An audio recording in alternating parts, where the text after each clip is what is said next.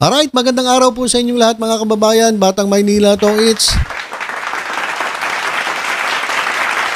dahil po sa sa nangyayaring kaguluhan diyan po sa kampo ng mga Duterte, ito pong pag-aaway-away ng mga DDS at pagkukumpara dito sa mga naging jowa ni dating Pangulong Rodrigo Duterte, kasi marami nagsasabi na ang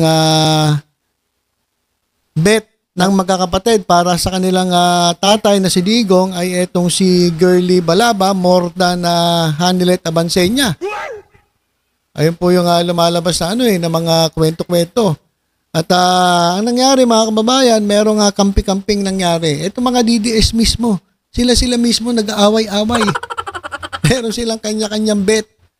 At eto naman si Maharlika ay merong binabanatan na naging jowa di umano ni dating Pangulong Rodrigo Duterte. At pinangalanan niya yung Alputera. O siya gulo-gulo nila. Dami nilang pinag-aawayang pera. Kasi sabi ni Maharlika, ang totoong taga-suporta ni Duterte ay hindi pinagkakapirahan itong pamilya Duterte. So parang sinasabi niya, ako ang talagang supporter ni Duterte. So itong si Maharlika mga kababayan, talagang gusto na naman pumapel. Mahilig talaga niya pumapel . At kapag merong mas umangat sa kanya, hinihila niya pababa, sinisira niya, katulad ni Trixie Cruz Angeles. Diba si Trixie Cruz Angeles ay na-assign dyan sa sa kabinete ni Presidente Bongbong Marcos. Ginawang press secretary, kung di ako nagkakamali. Walang ang ginawa ni Maharlika, pinagtitira at sinabihan pa nga si Zoraida raw.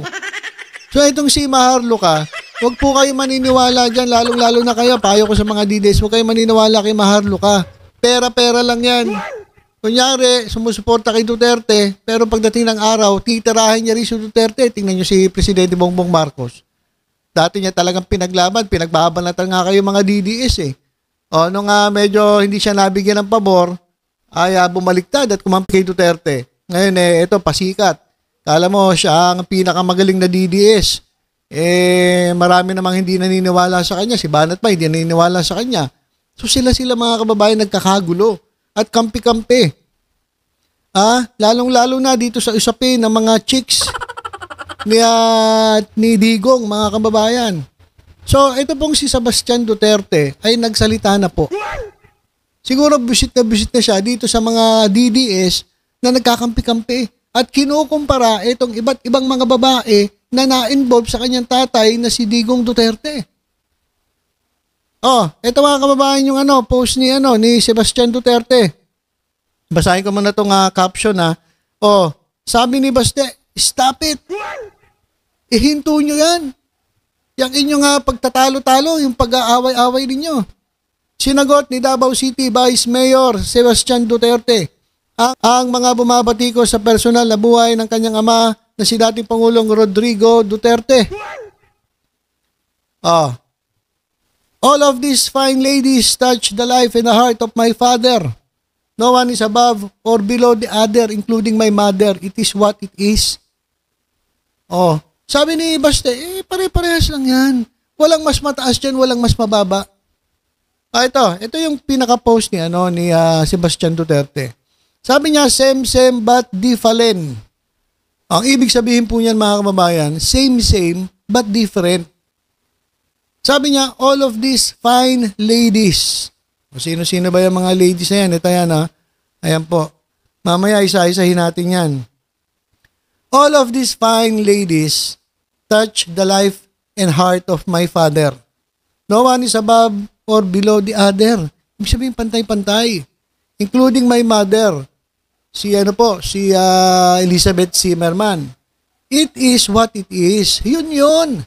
Yung mga DDS na pa-epal dyan, at yung ibang mga vloggers na nakikialam dito sa buhay, sa love life ng aking ama, at kinukumpara-kumpara pa itong mga babae, hindi po ganun yan. Sabi niya, lahat yan may naging parte sa buhay ng aking ama. On one way or another, natouch ang buhay ng kanyang tatay. At naging dear sa puso ng kanyang tatay. So walang mas mataas, walang mas mababa, walang mas maganda, walang mas pangit, walang mas masama ugali. Pare-parehas lang 'yan. Kasama na nga yung kanyang ina. O yun, it is what it is. So, sa anumang kampo, DDS lang naman ang nag-aaway-away eh. Kami naman ay nakikinig lamang eh at nakikibalita sa mga awayan nila eh. Sabi nga eh, yung mga pro-government, yung hindi po DDS, pakain-kain lang ng popcorn habang sila nag-aaway-away. Diba? Kain lang kami ng popcorn, parang nanonood lang kami ng sine habang nagbabanatan yung mga kanyang kakampi, kanya-kanyang mga bet. Sabi ni Baste, if you don't stop, it will reveal more of who you are rather than who he is. PRRD the Hokage. Tama naman si Baste eh. Diba? Nakikita natin dito sa mga dumadakdak at mga nagsasalita kung sino talaga sila. Kung ano ang kanilang mga motibo sa pagsasalita. At hindi yun ang nag-reveal kung sino si Duterte. Kilala naman natin si Duterte. Talagang chick boy yan eh. Kahit si Baste Duterte, chick boy din yan eh. Kaya sabi niya, same lang yan. Kayo mga lalaki. Sama ba tayo dyan? Same lang daw yan. Although iba-iba ang ating na mga nararanasan, pero pare-parehas lang yan. Huwag na kayo magpaka-plastic. So para bang sinasabi ni Baste na huwag na kayong magkunwari. Kasi same lang yan. Dahil daw because behind every man is a woman who believe in him before he believed in himself. So pero ang sabi lang dito woman eh. So isa lang dapat. Hindi yung because behind every man are women. Hindi naman sinabi are women eh. 'Di ba? Isa woman, isa lang talaga dapat. 'Di ba? Because behind every man is a woman. Hindi naman sinabing behind every man are women who believe in him. Diba? Isa lang dapat talaga. Wala eh. Before he believe in himself.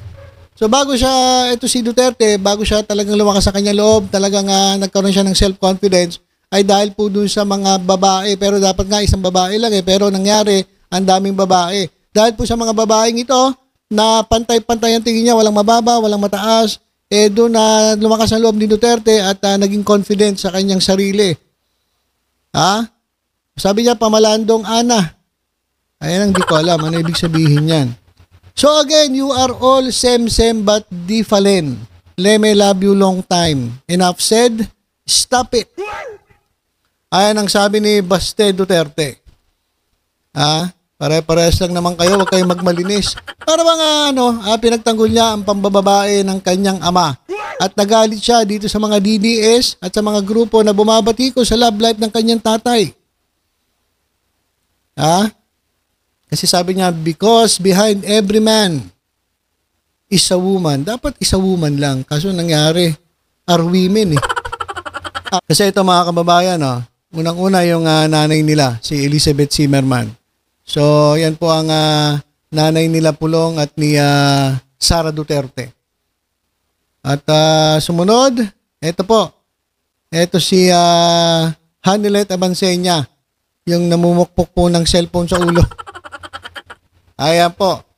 Tapos, etong si Girly Balaba, Councilor po sa Cagayan de Oro. Ang nangyari kasi, ito si Girly Balaba ay naikukumpara kay Hanilet Abansenya. At tila ba close daw, di umano, etong mga Duterte siblings kay Girly Balaba more than kay Hanilet Abansenya. Kaya nabisit siguro si Baste. Hindi, pare-parehas lang yan. Pare-parehas minahal ng tatay ko yan. At pare-parehas naging parte ng buhay ng tatay ko yan. Eto pa. Ayan. Eto yung mga kababayan Ito raw yung laging binabanata ni Maharlika. Ito naman si Maharlika. Alam niyo, sa totoo lang, inggitera kasi yan si Maharlika eh. Inggitera eh. Kumpara mo naman yung pagmumukha ni Maharlika. Dito, sabi niya, ito raw si Alputera. Pag nagkakitaan daw si Duterte nito at gagawa daw ng pelikula. Ito yung sinasabi ng mga DDS mismo sa mga post nila na ito raw si Alputera. Ito po kasi yung alam ko yung nurse niya. Yung lagi po nasa tabi ni Tatay Digong, mga kababayan. So, ayan po. Ayon po kay Basti Duterte, lahat yan ay naging parte ng buhay ng tatay ko. So kayo, mga chismoso, mga marites, mga marisol, tumahimik na kayo. Tumigil na kayo. Kasi unang-una, hindi naman kayo nakakatulong at nakikilala namin kayo. Lumalabas ang inyong unay na mga pagkatao, mas nakikilala kayo. More than na nakikilala, itong tatay ko na si Digong Duterte. Diyan sa mga ginagawa ninyo. So yan, pinakita niya yung mga litrato. Nakasama niya yung mga yan para i-prove na pantay-pantayan, wala siyang kinakampihan. Kasi kumalat nga sa social media na mas kampi siya o mas gusto niya itong si Girly Balabak kaysa dito kay Hanilet Abansenya. At ito naman, mukhang ito yung binabanata naman ni Kitty Duterte. At binabanatan din ni Mahar Luka sa kanya mga vlog. Ito nga yung Alputera, may series pa, part 3 na ata yung series ni Mahar Luka. So, huwag ka magsalita, Mahar Luka, na pinagkakitaan nung ito, kung sino man yung Alputera sinasabi mo, itong si Duterte. Kasi sabi nga ni Basti, sem-sem lang kayo, pare-parehas lang kayo. Parang ganun ang patama ni Basti. Sem-sem lang kayo, pare-parehas lang kayo mga DDS. Huwag na kayong magmalinis. Nasabi ni Mahal Luka, pinagkakitaan. Ba't ikaw, Mahal Luka, hindi mo ba pinagkakitaan? Ito mga Duterte, sa mga content mo. Meron ka pang pa-series na nalalaman dyan. So, siguro yung napatama rin ni Duterte, sem-sem. Yung mga lalaki raw, sem-sem, sabi nila. Pero ako hindi ako ganun Good boy to eats Huwag ka mag-react baka may mag-react dyan. So, ganun din, ito mga followers nila, same. Pare-pares lang kayo. Kunwari, nagmamalinis pa to si Mahal Luka at tinitira yung sino mga Alputera na yan. Pinag-aawayan pera, pinag-aawayan kung sino ang talagang supporter ni Duterte, pare-pares lang naman kayo. O, parang ganun ang sinasabi ni Basti Duterte. The more kayo nagsasalita, the more kayo nag-aaway-away, the more kayo nagkakampi-kampi, mas lumalabas kung sino talaga sa inyo ang masama ang pag-uugali at talagang ginagamit lang ang Duterte para sa sariling interes. Kaya magsitahimik kayo. Sabi ni Basti Duterte, stop it. Tumigil na kayo, mga DDS. Nangyayari, ginagamit nyo ang pamilya namin para magkapera kayo. Ganun ang parang pinalalabas dyan Okay. So yan po ang post ni Basti Duterte. Tumahimik na kayo. Huwag kayong makialam sa buhay ng aking ama. Huwag niyong pag-ikumpara yung mga babae sapagkat sa paningin ng aking ama, pantay-pantay sila. Nagkaroon sila ng parte sa buhay ni Duterte, ni Digong Duterte. Sabi niya, itong mga babaeng ito, touch the life and the heart of my father.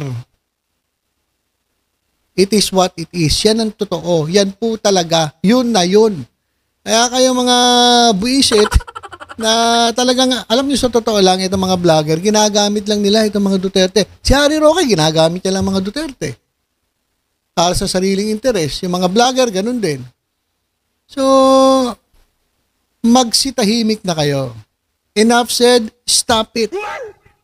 Manahimik kayo, huwag niyong pakialaman ang buhay ng may buhay. Yung buhay niyo, pakialaman ninyo. Lalo ka na Mahal Luka. Naniniwala pa ba kay Mahal Luka? Luka-luka yan. Wala namang wala namang credibility yan Lahat ng sinabi niya na ilalabas niya, may nilabas ba siya? Naglabas siya ng video, AI. So itong si Mahal Luka, huwag niyong paniniwalaan. Wala, mabubudol kayo niyan. Pinagkakitaan lang kayo. Yung mga viewers ni Mahal Luka, pinagkakitaan lang kayo niyan. Alright, so yun lang po muna mga kababayan ng ating update. Well, para kay Basti Duterte, hindi na dapat pag-usapan itong mga chicks na mga nagdaan sa buhay ng kanyang tatay dahil sem-sem lang naman daw. At lahat ng ito ay naging parte ng buhay ni Rodrigo Duterte at nakatulong itong mga babaeng ito para maging si Duterte. Ayun po ang ibig sabihin ni Baste. Okay, so ilan po muna mga kababayan, tutok-tutok lang po dito sa Batang Maynila to sa iba pang updates. Ingat po tayong lahat. God bless po.